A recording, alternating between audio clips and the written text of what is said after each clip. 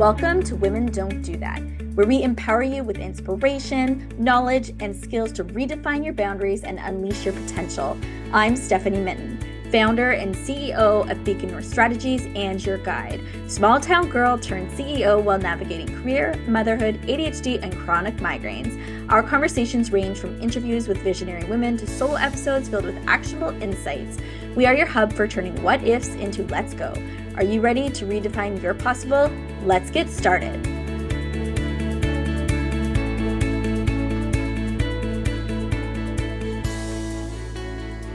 I'm thrilled to have Women Don't Do That co-founder Myrrhanda Novak back on the show. OG listeners will definitely recognize her voice. Myrrhanda is here to talk all things career growth and work-life balance. As the Executive Director of Strategic Communications at the University of Manitoba, she's one of the brightest people I know and one of my best friends. I can't wait for you to hear her insights. She gave me more than one aha moment, as always, in this interview. Welcome back, Myrrhanda. Myrrhanda, I'm so glad that you're here.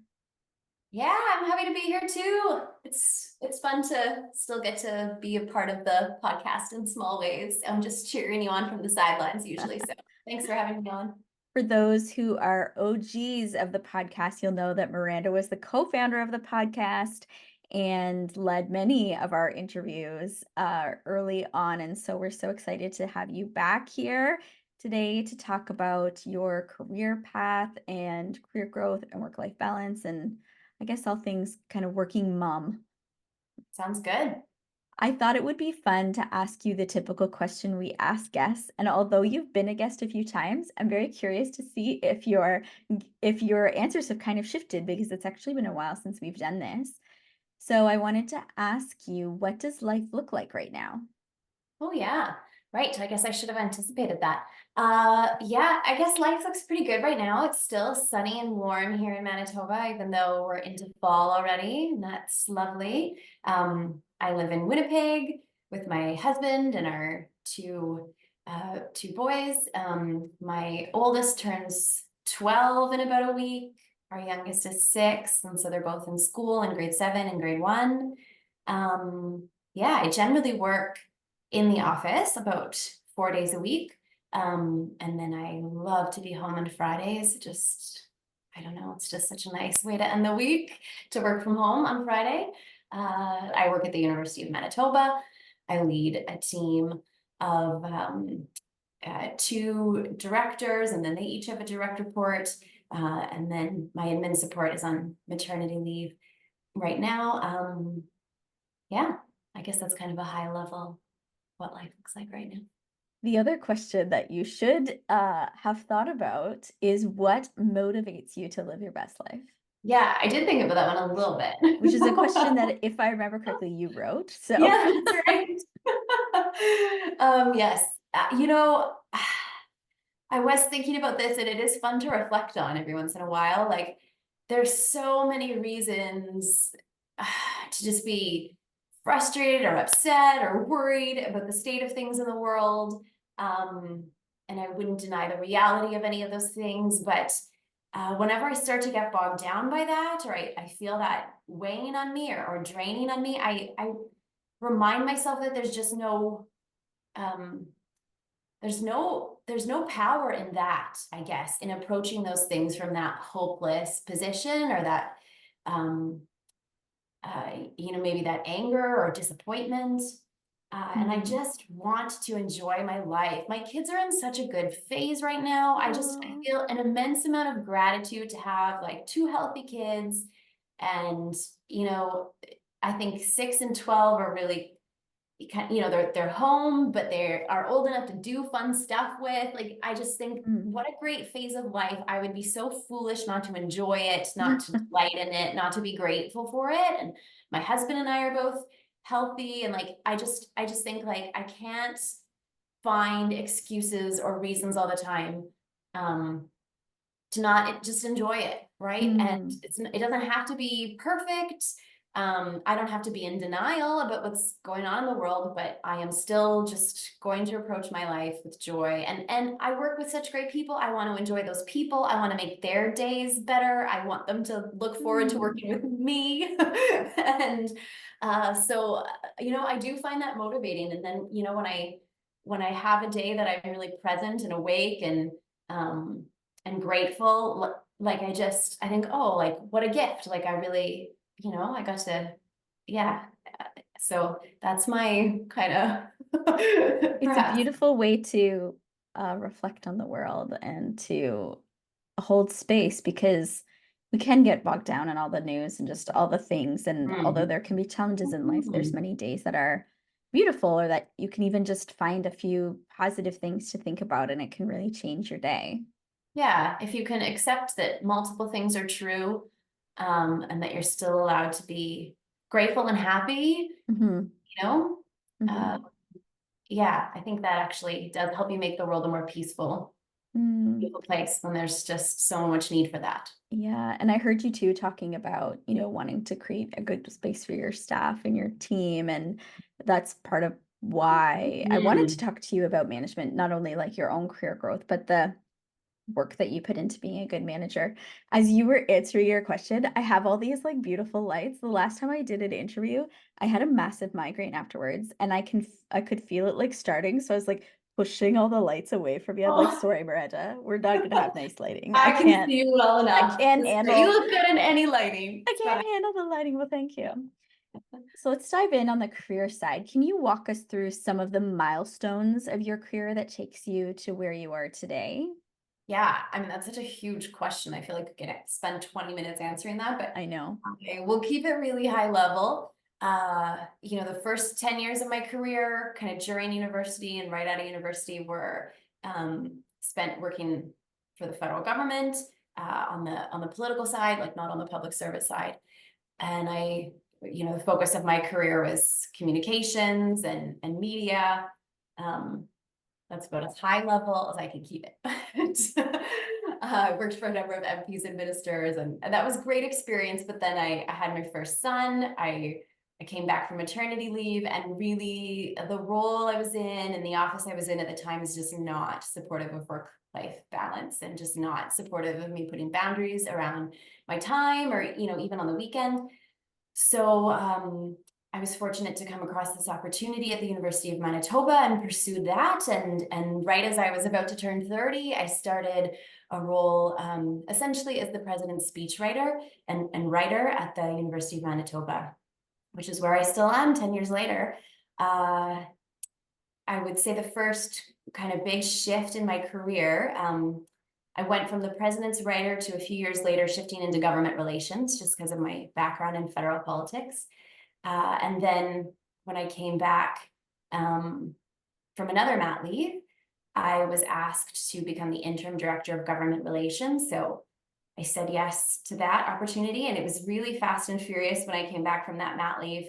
Um, my previous boss in my communications role at the university decided that I should cover for him when he went to Greece for 3 weeks, and he did issues management at the university. So it's a very serious and senior role, not something that an interim director of GR would typically have much involvement in, but he just saw that potential in me and he was like, you could still call me if you need me. Maybe nothing will happen, but you're going to cover for me while I'm gone. And that was a really, I think, a bit of a turning point in my career because there were lots of things that ended up happening. And I really had to flex that muscle. And I ended up doing a good job. And he came back and said that that was one of the best holidays he'd ever had. And he hadn't gone that long without being interrupted in a very long time. So he was like, you're going to cover for me again. And then fast forward a little bit to the pandemic. And uh, he was that was only several months after I'd come back from maternity leave. I'm still in this acting role, but my boss at the time ended up going on leave right as everything was shutting down, and I basically just stepped up and started filling his role.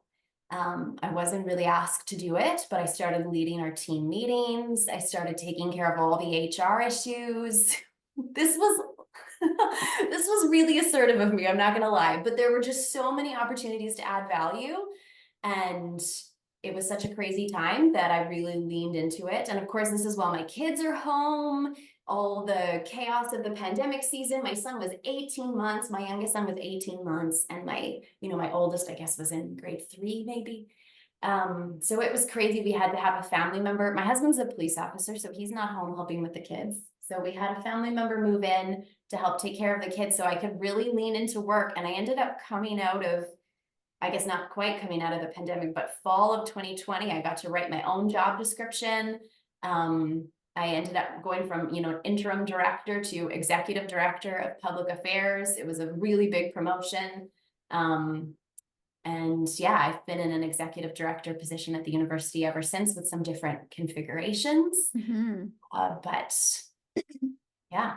I remember it all happened very quickly, like when you got that first job at the university and kind of worked through the system, that it happened really quickly for you, and it was very fascinating to watch you kind of go through that experience.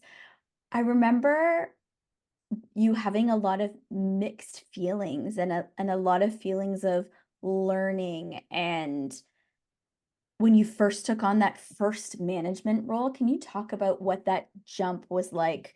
I mean, you had managed people in other roles and projects and things, but this was a little bit different. Can you talk about that?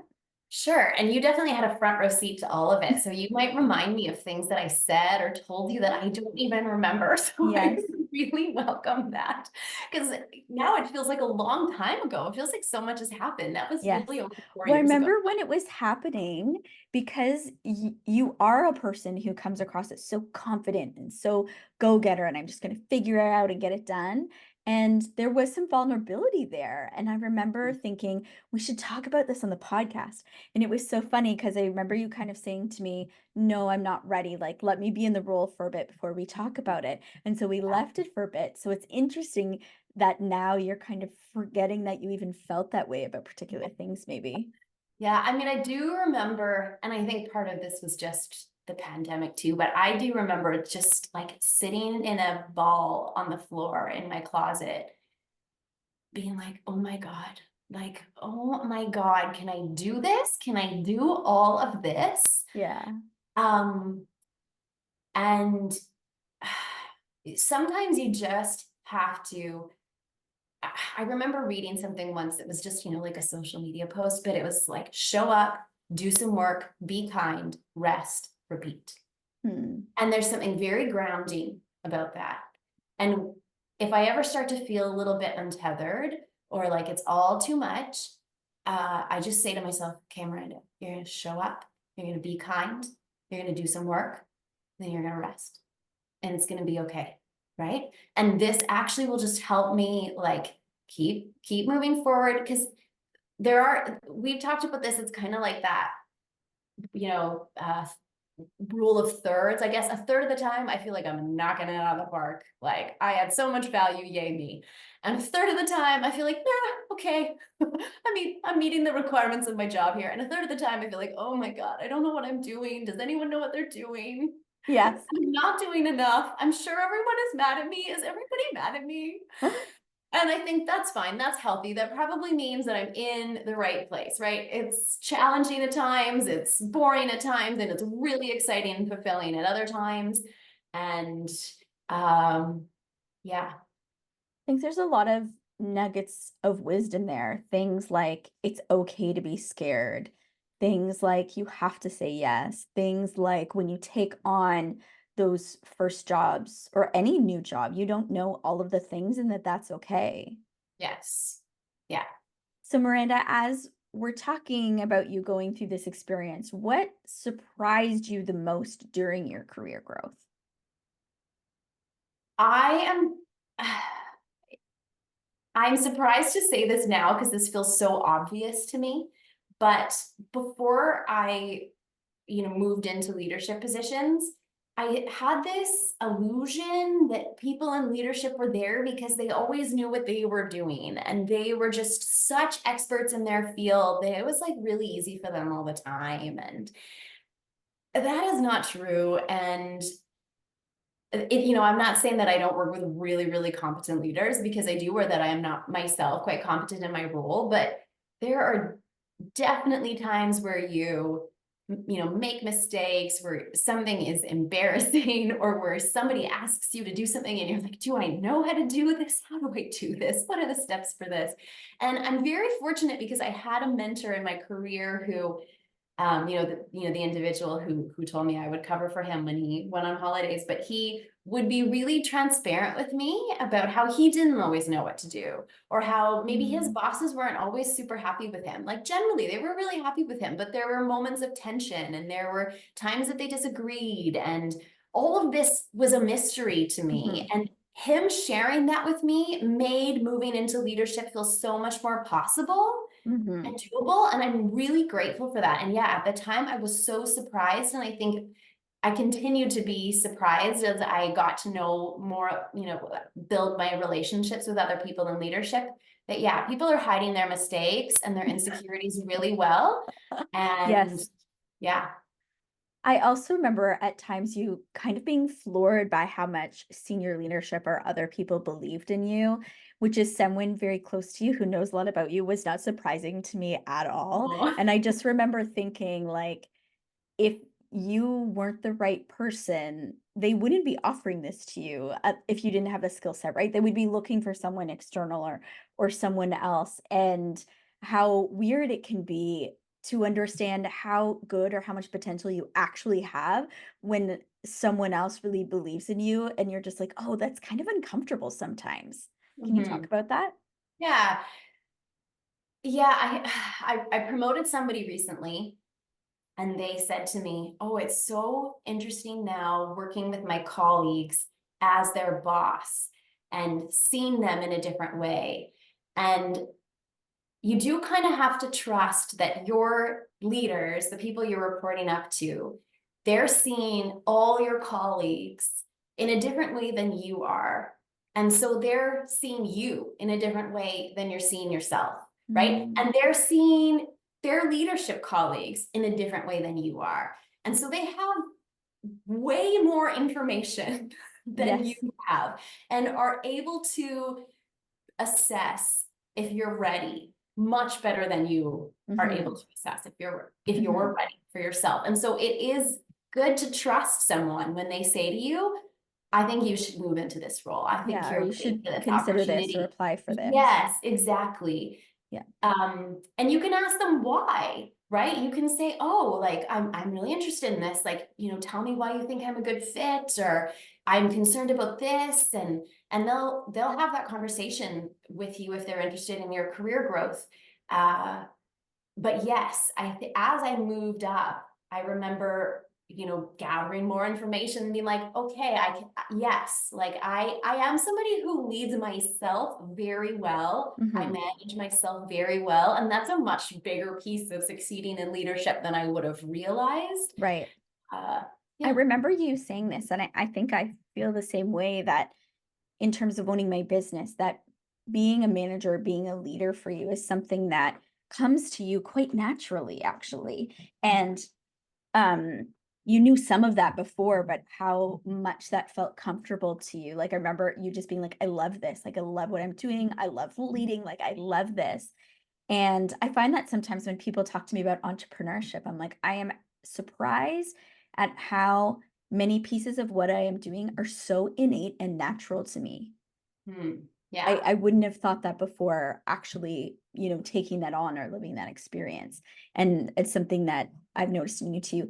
A few other thoughts on what you shared. One is about how leadership and management, there's so much about problem solving. It's like you don't have to always have the answer, but it's, do you have the skill sets to figure it out? Or do you have the network to have other people to talk to about figuring it out? And then the other piece is the authentic leadership piece that you shared about your other boss sharing. And it's interesting because even for your boss, maybe they're a VP, but it's their first time being a VP, so they're also figuring it out, or they were in your role and had to figure it out. And sometimes I feel like that as an entrepreneur with a growing business, the first time you hire somebody full time, it's like, well, it takes longer because I'm figuring it out too. This is new to me too. And so, sometimes it's really vulnerable to have those conversations with people. And then at the same time, I think it allows people to understand, why you're navigating something the way that you are. or just the experience that you're also going through as you're trying to lead whatever you're trying to lead. Yeah, agree with all of that. We've danced a little bit around the topic of imposter syndrome. Can you talk about your experience with that and how do you navigate that? Sure. I mean, I had imposter syndrome reading the questions for the episode today. I was like, what value can I add here? Or It's Stephanie, funny. are you sure you want to talk to me? Oh my gosh. Well, So and I to be feel that. fair, I don't always give questions to listeners, but I thought that given the context, it would be important because I wanted to make sure we hit on certain notes. So that's funny. Well, maybe I should say I had imposter syndrome when you asked me. I was like, oh, Stephanie, you're asking me to be a guest on your podcast. I'm going to have to sound so smart and come up with some good advice. I think it goes back to that, what I said earlier, as you realize that people in leadership are human like you are, and they have their great days and their not so great days. And sometimes a big part, or I think probably almost all the time, part of excelling in leadership is just that resilience and the willingness to come back from mistakes, come back from maybe what feels like an embarrassing decision at the time. Uh, Hmm. so you start to realize like you're not alone in your imperfection. And the more honest you can be about it, and the more honest you can, lean into your team, lean into your colleagues for the things that maybe aren't your absolute strongest skill, and then, really add value where you are the strongest. Uh, Really the better team player you become. And I think more of that imposter syndrome starts to dissolve. And also you give permission for other people to be really honest and vulnerable with you. If there's something that Hmm. they need help with, they'll feel like they can be there for you with that, that's something that's really a lot easier to them, and you can support them where you Hmm. can. So I feel like that feels a lot safer with the right kind of boss, but I also love fostering that kind of environment because we need to help each other. We need to support each other. And part of the job of management is to remove barriers, to support you, to help you grow in your role. And if we don't know what the challenges and issues are that you're experiencing, or the pain points, or maybe something we're doing that's not helpful, we can't create those environments to help people flourish. And I see, trying and failing and all of these things as learning opportunities. That's how you do grow. Hopefully, it's not a big problematic issue, mhm. but sometimes they happen, and a lot of the time, it's how you carry yourself through those experiences that sets you apart from other employees. Yeah. And, I think there's so much overlap between leading successfully and parenting successfully. And this is one of Mm, those areas where I feel like the overlap is really clear, in that if you never tell your employees, about a mistake you made, or like a moment of hesitation or whatnot, like if you maintain this really intimidating facade, which I think if I wasn't intentional about it, like you said, like I might unintentionally do that. I really am intentional about not, seeming like someone who always has it all together, or always knows everything, or always gets it right. hmm. Um, if you do that with your kids, or if you do that with your team, people will not be honest with you. They will Hmm. not want to come to you. Yeah. And when they need to come to you, they might be scared to do that. And so you're not setting yourself or your team up for success by, acting like you're just some all-knowing, uh, perfect person. Hmm. And you're not setting your kids up for success by uh presenting that either. I really actually go out of my way at the dinner table to tell my kids if I screwed something up in the day. Like I Oh, do. I think like, oh, and as as it's happening, where I'm like, oh, I'm like, you know what? I'll tell my kids about this, and it'll be a good learning opportunity for them, right? And I yes. can talk about how like I found the solution, I moved forward, and I made it better. We learned, we moved on. Yeah. Wasn't the end of the world, because I'm building a little bit of resilience in them as I talk about that. Yes. Yeah. And when they make a mistake, they're not going to be embarrassed to come and tell me, ask Hmm. for help, or just say, this happened and it was hard. Yes. And Yeah. And so it's interesting because the people's imposter syndrome will play on different things. It sounds like yours really plays on, needing to be strong and seeming to be an expert and, making mistakes. Like those are issues where it really challenges you. And I think one of the most important messages about imposter syndrome is that it's normal. It's not something that you can't not overcome, right? You can overcome these challenges but it's normal to feel it. And so to not always let it win, in order to stop you Mhm. from taking on opportunities. Mhm. When you were speaking, Miranda, it was making me think about how, as somebody with a chronic illness, I have to be fairly honest with my staff about that. In particular, my clients know too, but in particular, my staff. And it also helps them know when I really can't do something. Um, I have chronic migraines, and most of the time it's pretty managed. But if I'm in a full-fledged migraine, like, I literally can't do anything. Everything has to be canceled. I'm in my bed, the blinds are closed, like, I can barely speak, clearly. And they're very rare now, but it does happen. And you feel weak in those moments. It feels vulnerable to tell people, like, I can't do that today. And it's part of the value of having a team, right? So there's other people that can step in now for me and help when needed. And I do other things like give myself extra time on projects, for if things like that happen. But it is a very vulnerable thing to do. And sometimes I'm like, oh, like, what are they gonna think if they know I'm sick again? But it's part of my life and it's who I am, unfortunately. And so Well, that's one way that I have to live through that. and I think your honesty with that probably opens doors in people's minds who might have said, "Oh, well, I have a chronic illness, so leadership is not an option for me." Mm, Right? But if they hear like, "Oh, there are ways to make that work," and actually, if I'm just honest about my limitations, I mhm, might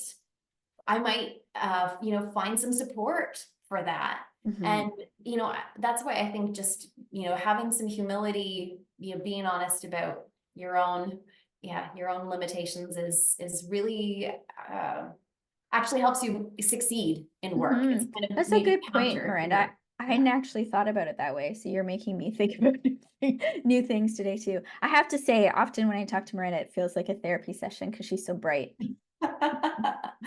Do my best. Yeah, yeah. What are some of the things you think that you've done that have really helped your success for, like, the growth in your career? What I would say honestly is when I was not in leadership, I was a pretty decent colleague. Like, I was generally really kind to people. If there was a group gift, I would participate. If someone had a baby, I would often buy them a little something, or if I had something I could pass on, I would. And I don't say this to like pat my own back, but I did not realize the extent to which this would support my success Mm, down my career right, to basically have equity in the bank, or as Brene Brown says, like put marbles in the marble jar, right? right. Like build some connection with people. And there were Mhm, some bigger things than the examples I would share, and other little smaller things, but like I think when I was promoted, generally people were not like, "Oh, her?"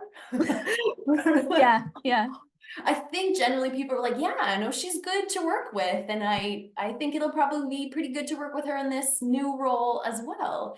And it just makes it so much easier when you have to go to somebody and say like, oh, I need your help with this, or sometimes there's dotted lines, or sometimes there's no line, but you just need somebody's help who right. doesn't report to you to make something succeed. And if you have a good relationship with them, that's super helpful. And I have seen the opposite happen. I have had cases where maybe people actually were not super great colleagues to me when I wasn't in leadership, Right. right? Now I am in leadership, and I think there's probably some like regret there where they're like, oh, like I should have maybe been decent to her. Yeah. Not that I hold it against them, I really do not. Yes. Uh, it's not wise. It's not a great way to exist in the world, but Mhm. it's actually not advantageous. Like, you never know who you might end up reporting to down the road. You never know who might end up Right. reporting to you. Like, just be a good colleague Yeah. and Be a good really, colleague, do a good job of your work. right? Mm. Like, Mhm. Yes, if you want to stay at an organization for a long time, do not underestimate the importance of just being a decent person to everyone, above, beneath, lateral to you. Like, just it's I feel like that's just an important basic life skill. Don't Mhm. be a jerk. Yeah, yeah. Yeah. Is there anything else you would add to that? Like other things that you think helped? I mean, you do need to lean into those moments where you can add value. Uh, Hmm. and I guess what I would say too, like, I if you do want to be promoted, the easier you can be to work with, um, the better, I guess, just to be simple. Like I was talking to one of my colleagues today who's in a very senior leadership role and has a large team. And, she's talking about how one of the members on her team, they keep coming to her with all these different questions and all these different barriers. And it's really like, you got to ask yourself the question, like, do I really need to go to my boss with this? Or Hmm. can I solve this problem myself? Can I find the answer myself? Uh, can I add extra value to my boss? Can I go above and beyond in some way? Right. And bring this to them as a solution and not as like a bunch of questions or Hmm. problems for them to solve. And the more you can do that, the more people Yes. will want to see you Hmm. progress in your role, right? Because you Hmm. are a problem solver and Yeah. like there's so many ways now to answer your own questions. To try Googling it, try asking ChatGPT, try looking through your organization's website, try asking another colleague. Like, I'm not saying you shouldn't go to your boss but ask yourself, like, do I really need to? Does my Right. boss really need to be involved in this, or can I Right. find this information um, and move this forward? And I think another way to approach that too, Miranda, and this is a great point, is to go to your boss and say, I'm having this challenge. This is how I think I should respond to this. What do you think? Like, let's say some kind of problem has come up. So then you're presenting them with how you would address it. And then you build up your own capital that you feel like you know what you're doing and your bosses, because then they know about the problem, but you've come with the solution. And then if they say, like, yes, that's a great way to do it, you're not just coming being like, what do I do? Yes, Right. you So think it's information they need and a problem they need to know about. But sometimes, honestly, like, people will come and forward and be like, "Oh, what's the best way to write this? Or where do I find this information? Like, I need to know yeah, the list that's very of these." basic. I'm like, come on, you can do this. Yeah. Yes. Yeah.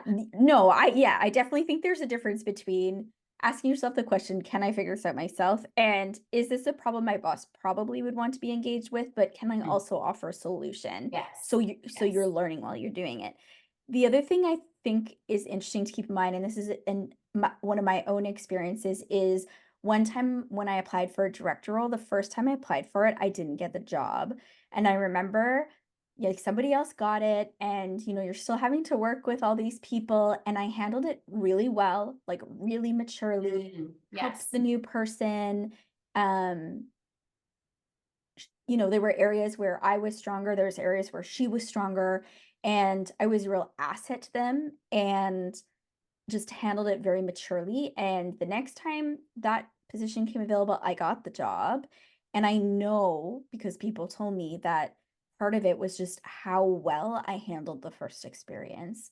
And so I Mhm. think that's a real lesson for other people, because that can happen, but it's how you handle it and how you choose to grow and learn and to try again that can make the difference than having, the wrong attitude or leaving or whatever. I didn't get the first promotion I applied for either. Yeah, I Funny think that's a enough. great Yeah. lesson. And I knew I wasn't going to get it. There was somebody already in the role in an acting position, but I wanted to put my hand up and go through the process. And Yeah. I think that's a good reminder what you said there about putting your hand up, because the reality is it can take a while. And a lot of people do want those kinds of opportunities. And nobody else is going to create your career path for you ultimately, right? And you might work many places in your career. And if you do want that career advancement, at some point you need to make a decision. Like, you have to start to put your hand up. mhm, yeah, yeah. I think, yeah, it's definitely challenging to do, but I think it's really important. I want to talk a little bit about skill sets. And are there any particular skills that you have that either you built or like special knowledge that you think really helped accelerate your career growth? Yeah, when I worked in federal politics, like I worked generally in really small shops, not always, but that gave me the opportunity to do a lot of things. And I think that's one of the real benefits and challenges of working in a small organization. You get to do a lot. And so I did media releases, I did media pitches, I did events of all kinds, and but I did a lot of speech writing, and that was what I found I really enjoyed, was the statement writing, the speech writing. And so, when I went to the University of Manitoba, that was really a skill that they were looking for. And they had had the position open for a long time. And I was able to show them a portfolio of speeches I had written that they were really impressed with. And I had to do an assignment and all these different things. But I think that's been a very valuable skill set throughout my career. Not Mm-hmm. something I necessarily went to university for. I mean, I don't know if there's any university Yeah, courses in speech writing, but right. we're offering a really good course in speech writing coming up through your program. Yes. But yeah, and then I would say issues management. Even though I did that kind of indirectly when I worked in federal politics, it was, I had some transferable skills, and thankfully, like I said, had a really good mentor who uh, who told me I was going to do it, Yeah. basically. Yeah, yeah. And You it are is a going to do valuable, it. issues management is not uh it's a highly marketable skill. If you can do issues management well, I think you're going to add value to your organization. Yes, yes. It's not an easy thing for sure. Well, I wanted to talk about the Beacon North Mentorship Academy, which for listeners who don't know, I own a company called Beacon North Strategies, and one of the brands under that umbrella is Beacon North Mentorship Academy. And I'm excited because Myrrhanda has come on as an instructor, and this fall she's teaching her first course. It's called Strategy to Stage Fail-Proof Process for a Flawless Keynote. So for all you comms people out there or speech writers, it's a great course. It's happening on October 24th, 2024, depending on when you're listening to this episode.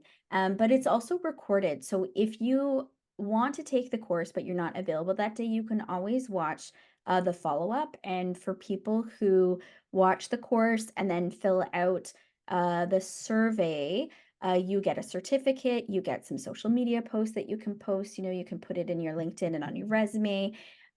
So I'm excited about that, Myrrhanda. Can you just speak briefly about the speech writing course?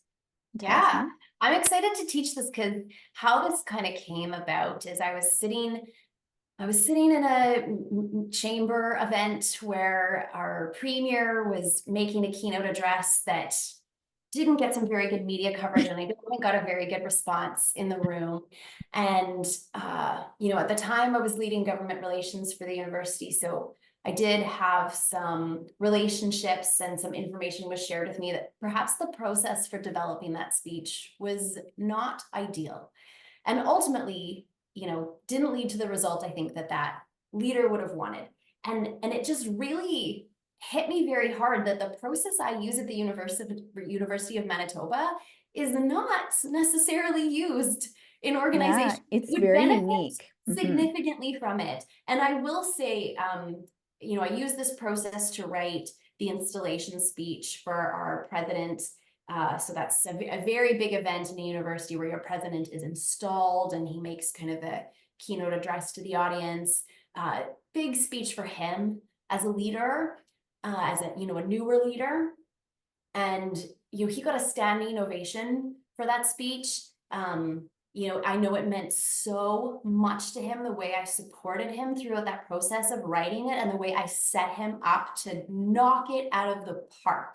He felt so good about everything he said, about his delivery, about the reaction from the audience, and just the feedback he got for weeks after that speech of people coming Mhm. up to him. Like, I'm so proud of that. And when we used the same process again, when he did his keynote address, he did his own keynote address at the chamber. And again, like a very, very enthusiastic response from the audience there. I had a colleague text me during the speech, "This speech is effing amazing." We had like my colleague sitting next to me got a message from one of our donors to him. This speech is effing awesome. Like I'm not like these were their actual like enthusiastic responses as the speech is being presented. And this is a chamber speech from a university president, right?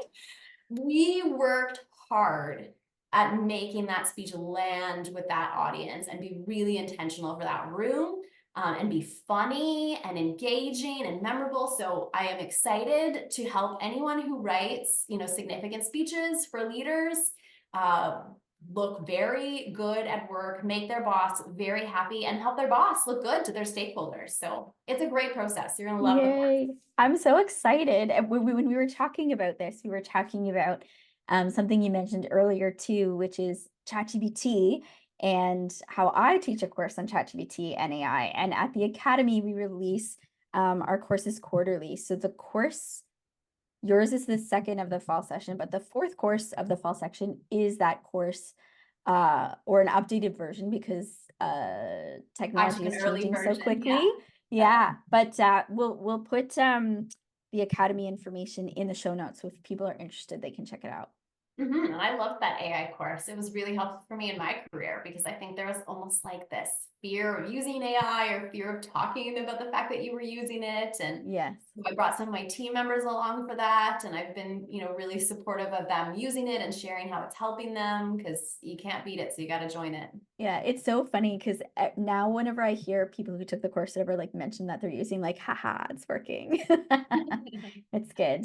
When you're at a senior level, how do you keep that growth going, the skills, the learning? How do you keep that going? Oh, I do look for courses like what you teach through your academy, and there's some industry associations that offer, courses specific to education professionals. And then honestly, there's just so much free stuff out there too. There's so many good podcasts and books, and so Mhm. I don't find that there's no excuse. I guess there's Yeah. no You're also excuse. a person who loves personal growth and learning, and Mhm. so I think you seek Yeah, it out, right? I And do. Yes. um it's like me too. I love podcasts. I love learning. And there is, yes, of course, there's stuff out there that's paid, but there's, this podcast even today, and there's so many opportunities for free learning too. Mhm. So if that's where you're at, you can find those opportunities too. And I Before we go jump, through yeah, phases where all I want to read are crime novels. Like that's okay as yeah, that's well. okay I too. I go through phases where I'm like, I don't want to do any personal development. Yeah, yeah, I'm good for I'm good now. enough. And I'm going to read some candy kind of literature. Yeah, that's That's fine as fair. well. Yeah. I feel the same way. I know, I feel like I used to read a lot more biographies and stuff like that before I had kids, and then when Good. my kids were little, I we used to read these, like, really basic, like, mystery novels, like, there would maybe be one murder, it wasn't super graphic, you barely had to think to read it, but, like, it was just not something that was related to work or, like, strategic thinking. Yes. A I bit of just an needed escape, right? yeah, That is escape, fine. that's That's right. good. I want to ask you a few questions about work-life balance as we before the rapid fire questions. So one, and you did talk about this a little bit earlier, but how have you managed work-life balance, between all those different aspects of your life throughout your career? There's so many interesting conversations happening about balance right now, and does it even I exist? know.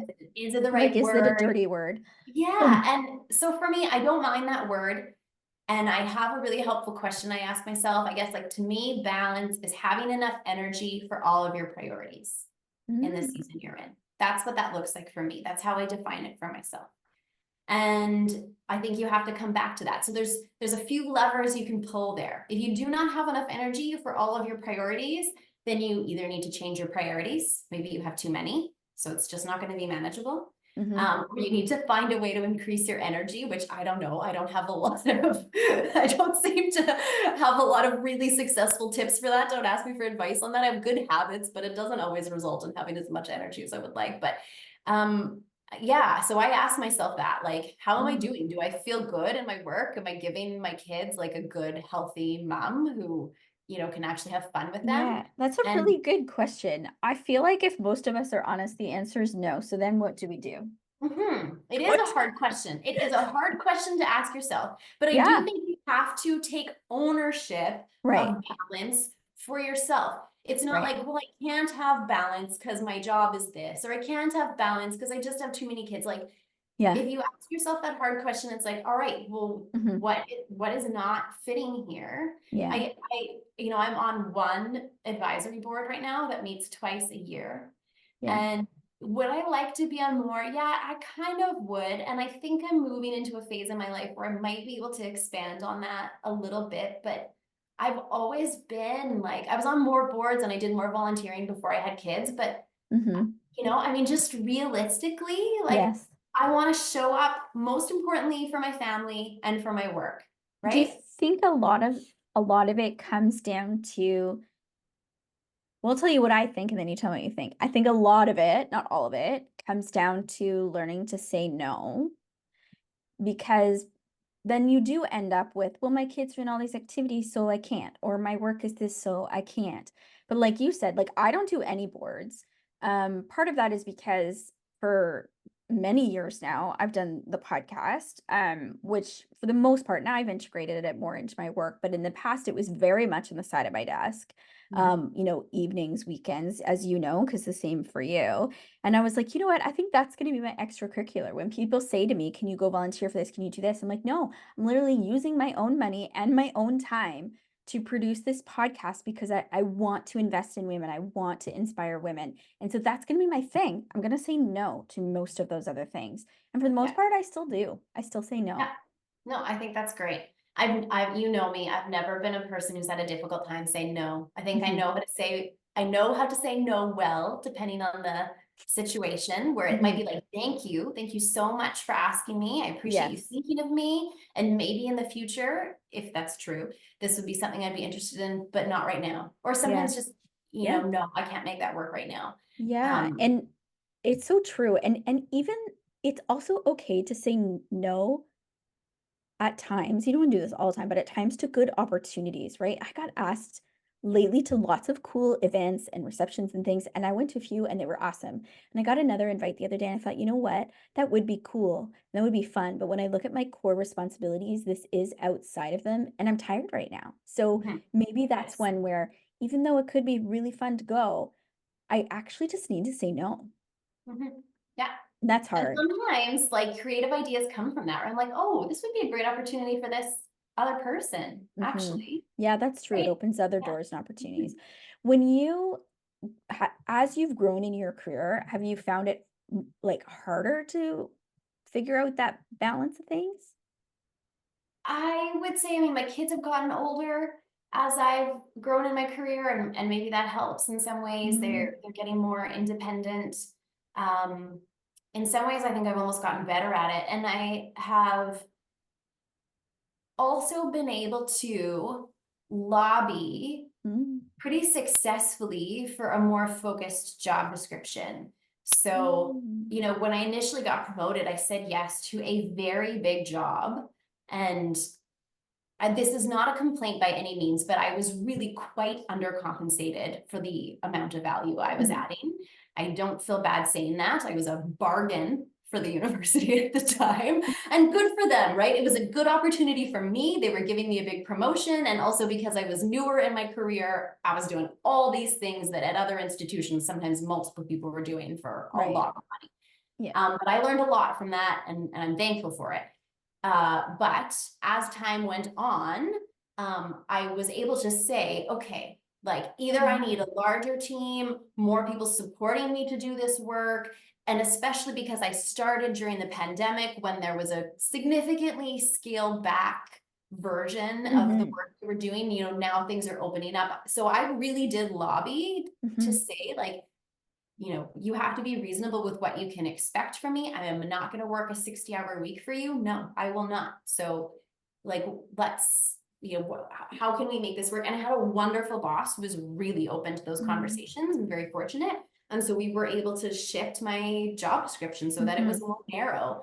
I think Um, that's really important, and I think it even goes beyond job descriptions too. But I've heard multiple people say that recently in very senior roles that said, I asked for XYZ and I was given it.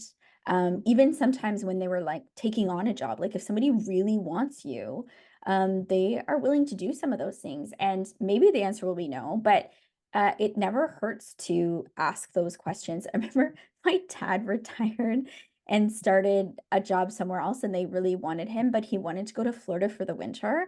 And so they gave him Florida off for the winter. So he retires, go works this dream job that people want him to do, and he gets a couple months off to go to Florida every year. Like, what a perfect deal for him. Like, he's so happy. And unless you ask those questions, like they just can't happen. Yeah, and I do think you first have to demonstrate your value. You do 100%. have the capital in the bank and the reputation Yeah. before you have those conversations, right? Yes. Um, but we talked a bit about the pandemic and how I just kind of showed up and leaned in and was like, I'm gonna do all the things as best I can, and then Yeah. leverage that down the road. Yeah, that's amazing. And that's why you're here. That's why I wanted to talk to you about all of this. It's been so insightful. There's been at least twice that I've been like, wow, that was groundbreaking in my brain. So I'll be thinking about that and Yay! listening back for sure. As we close things off, can you name a rule you broke that turned out to be a great decision? Sure. There's a rule that maybe is already starting to be broken by more people, but I think at some point in my career, I kind of had the idea that, you shouldn't really be too friendly with your direct reports. You shouldn't be friends, definitely, with your direct report. And I remember even that was sort of like a parenting idea that I grew up with. You shouldn't be friends with your kids and Hmm. this sort of thing. And I break that rule. I think having like a genuine connection with the people Mm. you work with and really trying to show them, I hope I show them that I do genuinely care about them as people. Hmm. And I very much want them to feel well at work, I guess, like, Yeah. and even feel joy in their work, right? To the extent that I can influence that. And so I have built some relationships with people I work with, and, there's, people who report to me that I see outside of work.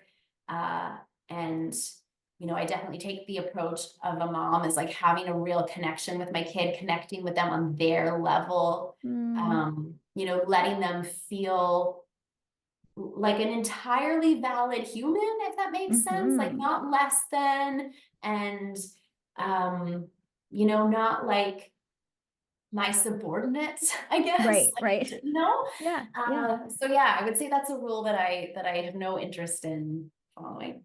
That's a great one. Who's a woman who continually inspires you? Yeah, I am gonna say someone who's kind of a bit of a star here in Manitoba. Her name is Dr. Myrrhanda Anderson, and she's someone I had the privilege of getting to know actually on the podcast I Lead for Work, which is called What's the Big Idea? And she was our guest in season one, and she talked about anti-racism and medical education. So Oh. um, Dr. Myrrhanda Anderson is Indigenous, and she's a really powerful voice here in our province for Indigenous health. During the pandemic, she led the provincial public health response for Manitoba's First Nations. She recently won the Order of Manitoba, and she is the Vice Dean of Indigenous Health, Social Justice, and Anti-Racism at the University of Manitoba, where I work. So she's just somebody who I think, and she's also a mom, and I just admire her and the important work that she's doing. And she really, really stepped up in a big way during the pandemic and was very visible throughout the province, and communicating, I think, some really sometimes difficult but very important information. And so I'm gonna say her. Oh, she sounds amazing. What's one book that has significantly impacted your wisdom or perspective? Well, I just finished reading The Five Dysfunctions of a Teen. Oh. And I really enjoyed it. I actually listened to the audiobook, and it's not a very long book. Um, but it's told as a story of this female CEO who takes over this tech company, and how she takes this very dysfunctional team and teaches them how to work together and has to make some difficult decisions to make the team work. And so it was like a development book, but it was actually really fun to listen to because Oh. like there's all these different characters and this leadership team and this, CEO that you're cheering for. And so it's by Patrick Lencioni. I don't know exactly how you say his last name, but yeah, it's a very good book. Sounds very interesting. Well, thank you for your time today. So many nuggets of wisdom, and hopefully, some listeners will check out the podcast that you guys are running at the university and also maybe coming to your course. So, thank you for your time today. Absolutely. Thanks for having me, Stephanie. I always learn so much from you, and you make these conversations so fun and easy. So thanks for that. Thank you. Thanks for joining us on Women Don't Do That. Don't forget to subscribe and leave a rating or review. Connect with us on Instagram at Women Don't Do That and visit our website www.womendon'tdothat.com for more details. Join our Patreon to support our work. Find all of the links in the show notes. Remember, you have the power to transform your what ifs into let's go. Together, let's redefine your possible. Until next time. The opinions expressed by guests are their own and do not necessarily reflect the views of Women Don't Do That, Stephanie Mitten, or affiliated brands.